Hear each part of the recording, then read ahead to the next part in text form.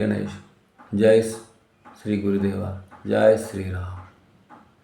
శ్రీ శంకరాచార్యులు, శ్రీ వేదవ్యాస మహర్షి, శ్రీ వాల్మీకి మహర్షి, శ్రీ అగస్త్య మహర్షి, శ్రీ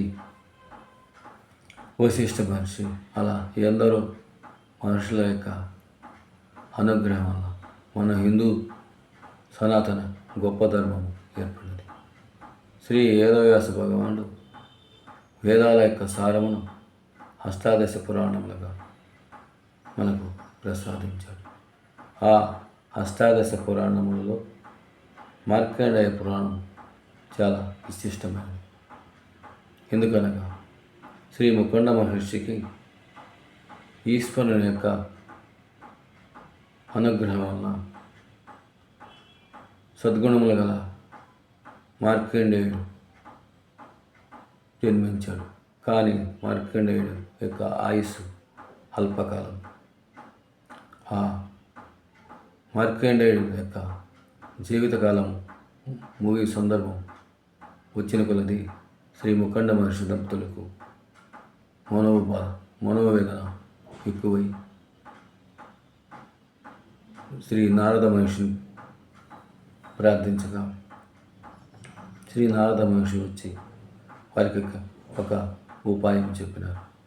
ఆ ఉపాయం ప్రకారం శ్రీ ముకుండ మహర్షి దంపతులు సమస్త మహర్షులను వారి యొక్క ఆశ్రమమునకు ఆహ్వానించి శ్రీ మార్కండేయునికి వారి యొక్క ఆశీర్వాదమును ఇప్పించారు.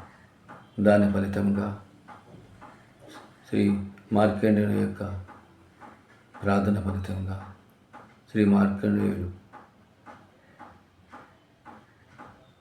చిరంజీవిగా మారాడు.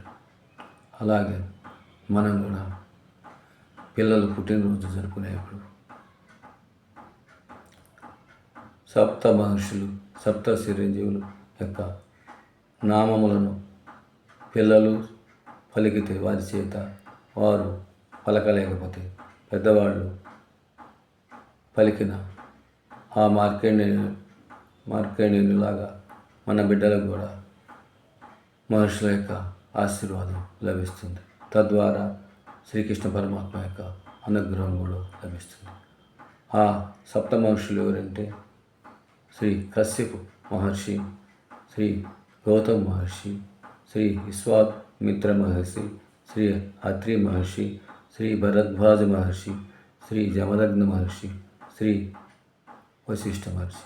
అలాగే సప్త చిరంజీవులు అనగా శ్రీ అశ్వత్థామ గారు, శ్రీ బలిచక్రవర్తి గారు, శ్రీ యాసవ భగవానుడు, శ్రీ ఆంజనేయులు, శ్రీ విభీషణుడు, శ్రీ కృపాచార్యులు, శ్రీ పరశురాముడు. తల్లిదండ్రులు పుట్టినరోజు జరుపుకునే తల్లిదండ్రులు ఈ నవీన కాలంలో ఎక్కువ మంది లేక కొందరు కేకు తెచ్చుకొని దీపంలో పెట్టి పుట్టినరోజు జరుపుకుంటున్నారు. పుట్టినరోజున దీపములు ఆర్పుకున్నట చాలా అశుభం. ఎందుకంటే దీపము పరబ్రహ్మ స్వరూపం. దీపం వెలుగు, అగ్నిదేవుడు. దీపములు పుట్టినరోజు జరుపుకునే బిడ్డ చేత అర్పించకూడదు. మనం కూడా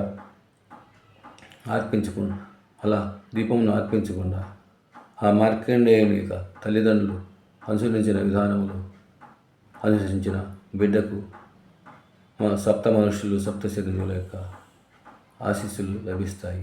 అట్లే కృష్ణ పరమాత్మ యొక్క ఆశీస్సులు లభిస్తాయి. మార్కండేయ పురాణంలో ఒక చిన్న విషయం మేము ముందు ఉంచుతాను. అయోధ్యను శ్రీ హరిశ్చంద్ర మహారాజు పరిపాలించుచుండగా విశ్వామిత్రుని యొక్క క్రోధానికి మాయకులోని శ్రీ హరిశ్చంద్ర మహారాజు వారి యొక్క దంపతులు సంపదను, రాజ్యమును కూలిపోయి అడవుల పాలై చిన్నగా వారణాసి లేక కాశీ క్షేత్రంను చేరి ఆ విశ్వనాథుడిని ఇలా ప్రార్థిస్తున్నారు. హే చంద్రసూడ మదనాంతక శూలపాణే స్థానో గిరీశ గిరిజేశ మహేశ శంభో హే పార్వతి హృదయ వల్లభ చంద్రమౌళే భూతాధిప ప్రమదనాద గిరీశ సాప నమో భూతనాథ నమో దేవదేవ నమో భక్తపాలనా నమో దివ్యతేజ మరియు నారాయణ నారాయణ జయ గోవింద హరే నారాయణ నారాయణ జయ గోపాల హరే. ఈరోజు వైకుంఠ ఏకాదశి కావున అందరికీ శుభాకాంక్షలు. ఈ నారాయణ మంత్రమును ఈ వైకుంఠ ఏకాదశి రోజు పఠించిన అందరికీ ఆ నారాయణ స్వామి యొక్క అనుగ్రహం కలిగి. జై శ్రీరామ్, జై శ్రీరామ్, జై శ్రీరామ్.